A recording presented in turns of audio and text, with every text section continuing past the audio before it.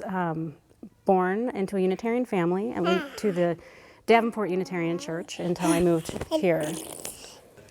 You know, we've known each other since we were in gymnastics together as 4-year-olds. Well, I like the idea of a generational, that we have a grandson and a daughter, and I've seen other families where it's intergenerational going to church, and I always thought that's what I would like too, so I think that was a big motivation too. So I'm Jewish, so we like to call ourselves Junitarians,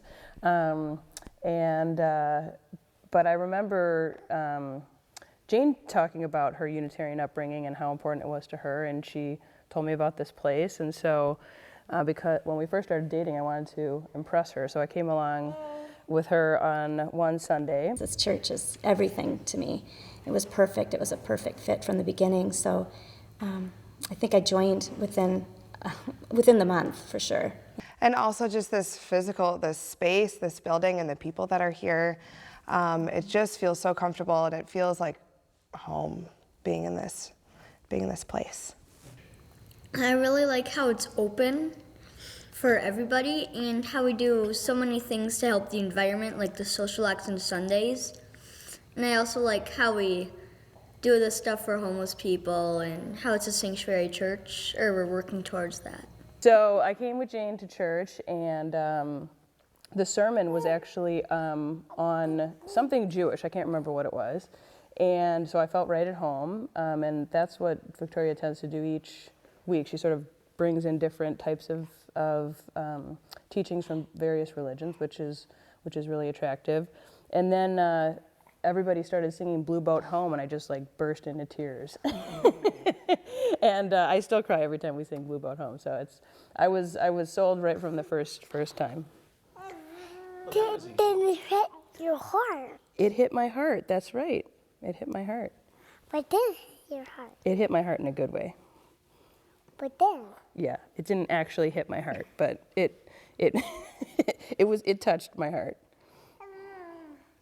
And it really has helped kind of grow our souls and help us get ready for the weeks, and kind of just take a moment to reflect, breathe, and also to get out of our own little worlds and our own bubbles and kind of look at what else is going on in the wider community, I think. We both have very, very different jobs. Anna is a middle school teacher, and I am a corporate salesperson. So we both kind of come from these two different work week worlds, and then we kind of come together on Sundays. And I think we had been talking about how our friendship has really been spiritually aligned throughout the 20 years or so, 20 plus years. Mm-hmm. And that it's really nice to have someone to go to church with, so that when you're leaving, you can kind of have this reflection time and talk about what you've just listened to, and kind of brace yourself for the week to come. Well, this place is really special because of how vibrant it is. There is so much compassion and so much passion in the congregation here. It's really nice to come to a place on a weekly basis. Oh. Where you know that everybody in this congregation is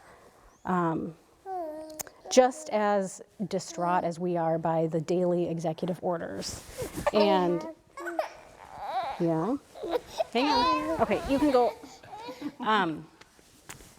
But at the same time,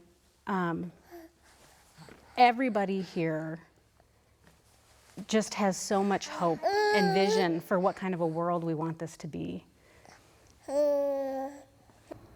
I'm going on 79 years of age, and I think most of my life I've been kind of looking for a religious home. And when our daughter Laura introduced us to this church, I realized that my religious journey had come to an end. That in the poetic sense, I had found the pot at the end of the rainbow, and it was filled. It was filled with religious, spiritual, philosophical memories, gems. There were words that were relevant to my life. They were timely. They were pragmatic. And it was priceless. So where I've been, I think, is not nearly as important as where I am. I would say every Sunday that I come here, I leave a richer man. It's priceless.